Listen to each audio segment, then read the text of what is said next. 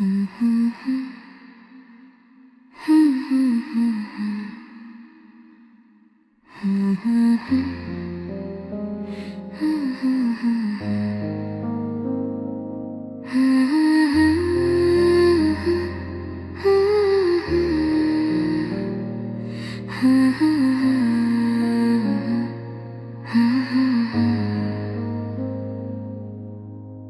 Station काफल डूंगरी की कहानी।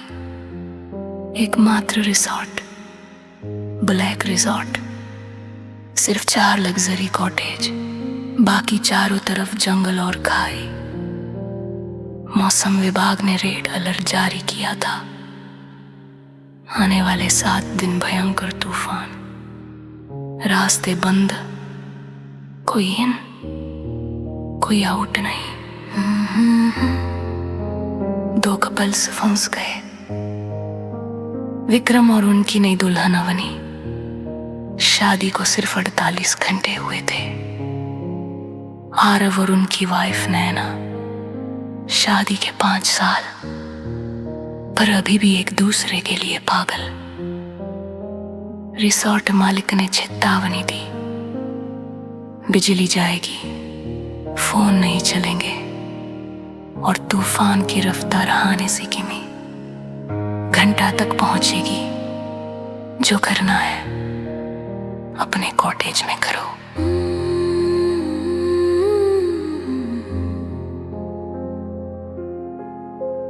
रात 3 बजे बिजली गायब।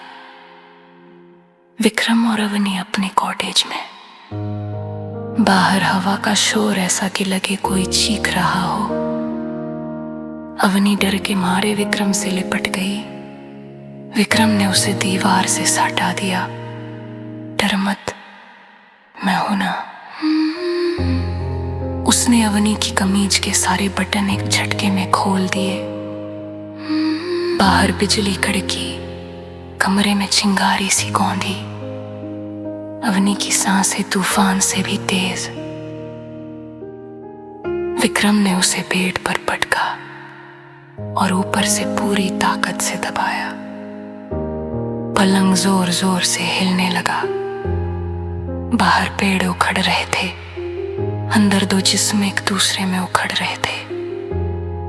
क्लाइमेक्स पर ठीक उसी सेकंड बिजली फिर कड़की। पूरा कमरा सफेद हो गया। अवनी चीखी, फिर बेहोश सी हो गई। आरव और नैना कॉटेज नंबर 4 में। दीवारें लकड़ी की पतली। आरव ने नैना को शीशे के सामने खड़ा किया। बाहर तूफान, अंदर आंधी। नैना की आंखों पर पट्टी बांधी। आज कुछ अलग करेंगे। उसने नैना के हाथ पीछे बांध दिए, फिर धीरे धीरे, फिर तेज, फिर जानलेवा तेज। नैना की चीखें दीवार पार कर रही थी। अवनी ने अगले कॉटेज में सुन लिया। उसने विक्रम के कान में फुसफुसाया, लगता है पड़ोस में कोई मर रहा है या जी रहा है। रात 2 बजे, तूफान अपने चरम पर। अचानक दरवाजे पर दस्तक। विक्रम ने दरवाजा खोला। बाहर आरव खड़ा था, सिर्फ बॉक्सर में, पूरा गीला। जनरेटर रूम में कुछ प्रॉब्लम है, मदद चाहिए। अवनी और नैना अंदर अकेली रह गई। दोनों ने एक दूसरे को देखा। फिर नैना ने धीरे से कहा, चलो हमारे पास भी कुछ प्रॉब्लम सॉल्व कर लें।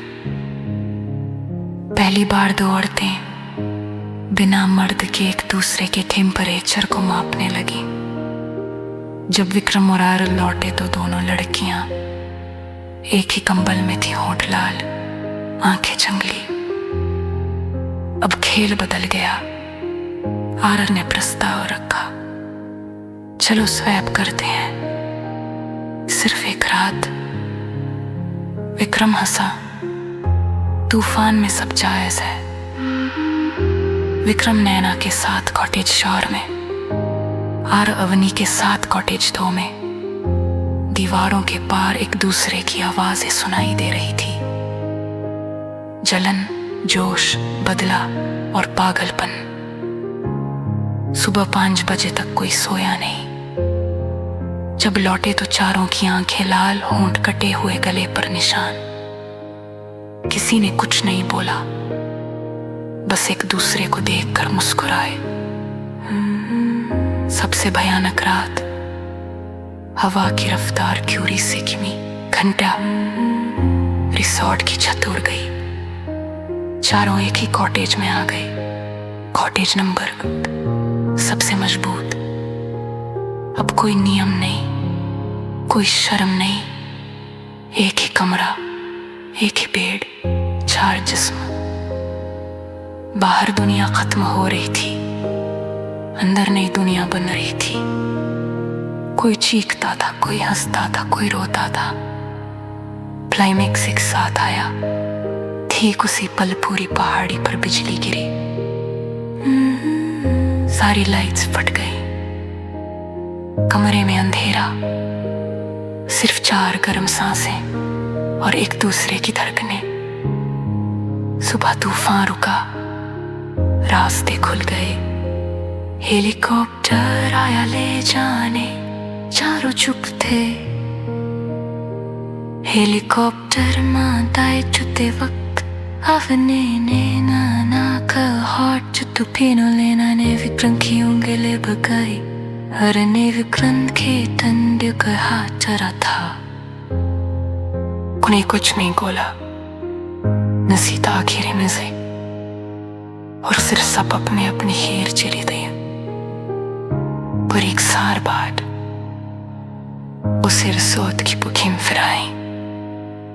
4 नाम, उसी तारीख जब मौसम विभाग ने फिर एक अलर्ट जारी किया। चाचे कुछ तूफान बाहर नहीं,